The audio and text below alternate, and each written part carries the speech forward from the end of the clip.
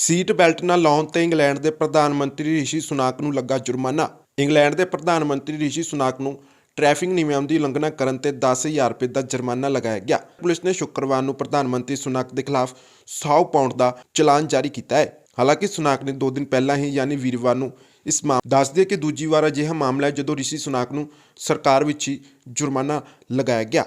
Hi, one of my New Year's promises to you was to grow the economy, and today we're announcing the second round of allocations from our Levelling Up Fund, and that's about investing in local areas in order to create jobs and help deliver on that promise to boost growth.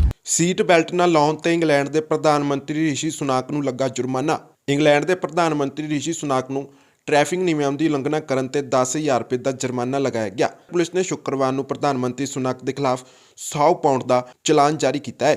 ਹਾਲਾਂਕਿ ਸੁਨਾਕ ਨੇ 2 ਦਿਨ ਪਹਿਲਾਂ ਹੀ ਯਾਨੀ ਵੀਰਵਾਰ ਨੂੰ ਇਸ ਮਾਮਲੇ ਦੱਸ ਦਿਆ ਕਿ ਦੂਜੀ ਵਾਰ ਅਜਿਹਾ ਮਾਮਲਾ ਹੈ ਜਦੋਂ ਰਿਸ਼ੀ ਸੁਨਾਕ ਨੂੰ ਸਰਕਾਰ ਵਿੱਚ ਹੀ ਜੁਰਮਾਨਾ ਲਗਾਇਆ ਗਿਆ। Hi, one of my New Year's promises to you was to grow the economy, and today we're announcing the second round of allocations from our Levelling Up Fund, and that's about investing in local areas in order to create jobs and help deliver on that promise to boost growth.